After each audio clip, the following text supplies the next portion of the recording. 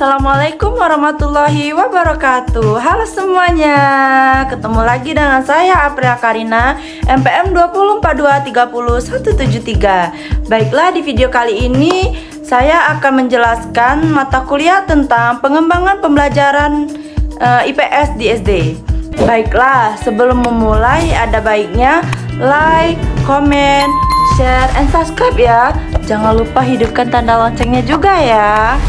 Baiklah, di materi kali ini ada yang tahu nggak sih kita akan membahas apa? Kalau belum ada yang tahu, mari simak videonya. Baik, kita lanjut ke materi saja ya. Di sini saya ada materi pembelajaran IPS di sekolah dasar berdasarkan kurikulum yang relevan. Baik, yang pertama itu ada tujuan pembelajarannya. Tujuan pembelajaran yang pertama itu mahasiswa mampu memahami konsep analisis kebutuhan dalam pembelajaran IPS SD. Terus yang kedua ada mahasiswa mampu mengidentifikasikan kebutuhan pembelajaran IPS sesuai kurikulum.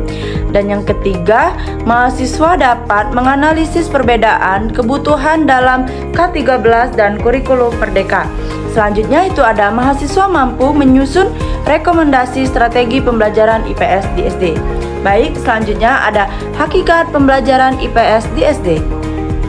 Yang pertama, IPS di SD mengembangkan pengetahuan, sikap, dan keterampilan sosial siswa. Dan yang kedua, materinya mencakup sejarah, geografis, ekonomi, sosiologi yang dikemas secara sederhana.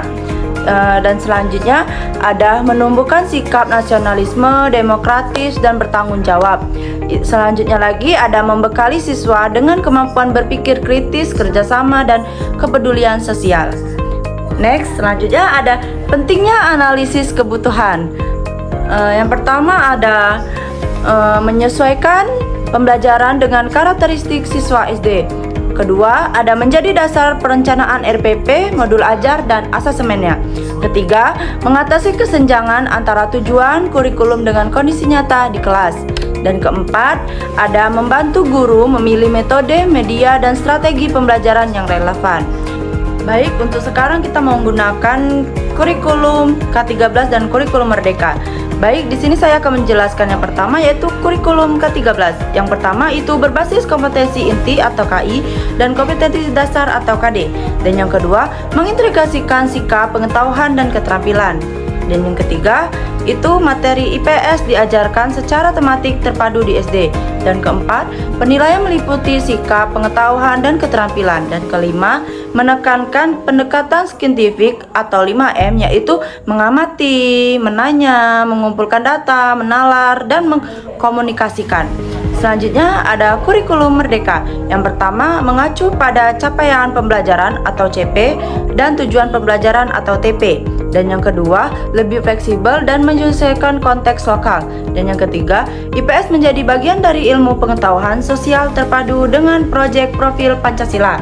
Dan yang keempat ada pembelajaran berbasis proyek, diferensiasial dan asesmen formatif. Dan yang kelima, menekankan penguatan profil pelajar Pancasila. Baik, ada analisis kebutuhan pembelajaran IPS-nya. Yang pertama, analisis konteks, kondisi sekolah, masyarakat, budaya lokal. Dan yang kedua, analisis kurikulum. Apakah menggunakan K13 atau kurikulum Merdeka? Dan yang ketiga, analisis peserta didik, tahap perkembangan kognitif, afektif, dan psikomotorik. Dan selanjutnya ada analisis sarana dan prasarana, ketersediaan buku, media pembelajaran, teknologi. Selanjutnya ada analisis tujuan, ketercapaian kompetensi atau capaian pembelajaran. Baik, tadi saya sudah menjelaskan materinya. Di sini saya akan membacakan kesimpulannya. Yang pertama ada analisis kebutuhan pembelajaran IPS sangat penting agar kurikulum sesuai dengan kondisi nyata siswa. Dan yang kedua ada K13 dan kurikulum Merdeka, sama-sama relevan dengan perbedaan pendekatan. Selanjutnya ada mahasiswa calon guru harus terampil menganalisis kebutuhan untuk menciptakan pembelajaran IPS yang bermakna, konseptual, dan berorientasi pada siswa. Baik, itulah materinya. Sekian dari saya. Terima kasih. Wassalamualaikum warahmatullahi wabarakatuh. Bye-bye.